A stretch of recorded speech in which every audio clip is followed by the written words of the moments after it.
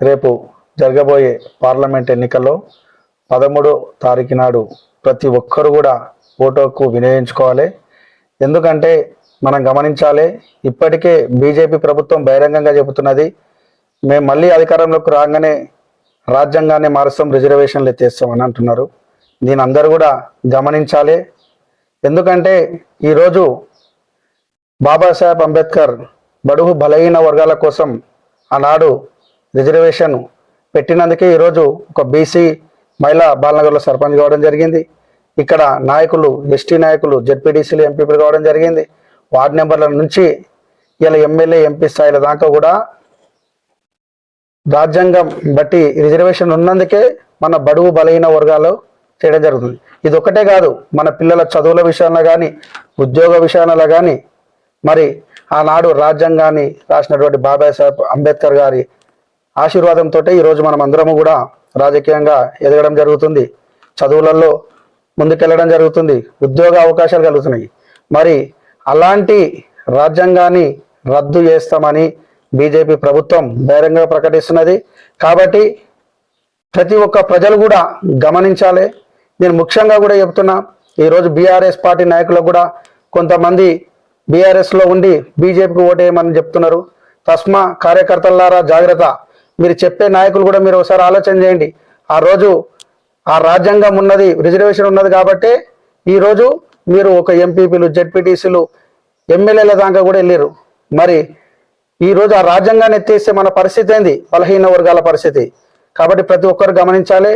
ఈ ఓటు ఎంత అమూల్యమైనది అని అంటే ఈరోజు మన పిల్లల భవిష్యత్తు, మన భవిష్యత్తు, మన రాజకీయ భవిష్యత్తు, మన ఉద్యోగాల భవిష్యత్తును కాపాడుకోవాలని అంటే మనం అందరం కూడా కాంగ్రెస్ వైపు ఉండాలి. కాంగ్రెస్ పార్టీని అధికారంలోకి తీసుకురావాలి. మన రాజ్యాంగాన్ని కాపాడుకోవాల్సి వచ్చిన బాధ్యత ఉన్నది. కాబట్టి ప్రతి ఒక్కరు కూడా కాంగ్రెస్ పార్టీకి ఓటేయాలని కోరుకుంటున్నా. అదేవిధంగా చూసుకుంటే కూడా భారత్ జోడో యాత్ర ద్వారా రాహుల్ గాంధీ గారు మన బలహీన వర్గాల కోసం బీసీ కులగణన చేయడం జరిగింది. బీసీ కులగణన ఈ అన్న మాట ప్రకారంగా తెలంగాణ ప్రభుత్వం ఏర్పడంగానే రేవంత్ రెడ్డి గారు, మల్లు బట్టి విక్రమార్క గారు, ఇక్కడ స్థానిక ఎమ్మెల్యే మన అనిరుద్ రెడ్డి గారి ఆధ్వర్యంలో బీసీ కులగణని అసెంబ్లీలో ఆమోదించడం జరిగింది. ఇది చరిత్రలో నిలిచిపోయిన పని చేసింది కాంగ్రెస్ పార్టీ. అదేవిధంగా రేపు జోడో యాత్ర ద్వారా మన లాంటి డ్రైవర్లని, ఆటో డ్రైవర్లను కానీ, లారీ డ్రైవర్లను కానీ, అమ్మాలీలను కానీ, రైతులను కానీ, వారి కష్టాల నష్టాలను మొత్తం తెలుసుకుంటూ భారత్ జోడో యాత్ర చేసిండు. ఆ యాత్రలో ప్రతి ఒక్క పేద ప్రజల బాధలు తెలుసుకున్నాడు. రేపొద్దున మనము ప్రధానమంత్రి రాహుల్ గాంధీ గారు కాగానే మన బీసీ కులగణ బిల్లు పాస్ అవుతే రేపు పార్లమెంటుకు కూడా మన బీసీలు వెళ్ళే అవకాశం ఉంటుంది. రేపు ఎమ్మెల్యేలుగా వెళ్ళడానికి అవకాశం ఉంటుంది.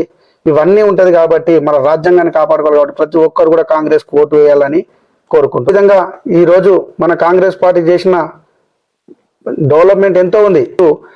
ఇందిరమ్మ రాజ్యం, కాంగ్రెస్ పార్టీ పేదల పక్షాన పేదలకు ఇందిరమ్మ ఇండ్లు ఇచ్చింది, ఇందిరమ్మ భూములు పట్టాలు ఇచ్చింది.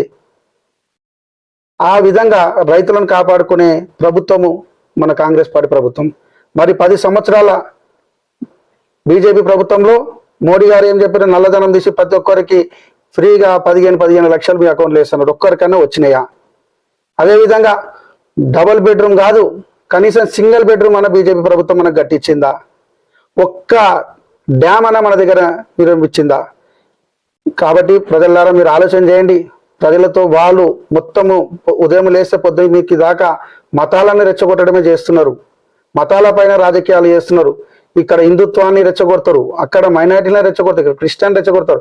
మీరు అది కాదు, మీరు చేసిన డెవలప్మెంట్ ఏంది? ప్రతి ఒక్కరు ఉంటారు, స్వేచ్ఛ ఎవరి మతం వాళ్ళకు. ఆ మతాల పైన స్విచ్ పెట్టి ఈరోజు ఓట్లు దండుకోవాలని చూస్తున్నారు. ఇది ప్రతి ఒక్కరు కూడా గమనించాలి. ఈ ఓట్లు దండుకొని రేపు పొద్దుగాల మన రాజ్యాంగాన్ని మార్చాలనే కుట్ర బీజేపీ ప్రభుత్వం చేస్తుంది. కాబట్టి మన రాజ్యాంగాన్ని కాపాడుకోవాలి. డాక్టర్ బాబాసాహెబ్ అంబేద్కర్ రాసినటువంటి రాజ్యాంగాన్ని కాపాడుకోవాలంటే మనకిచ్చినట్టు బలం ఓటు.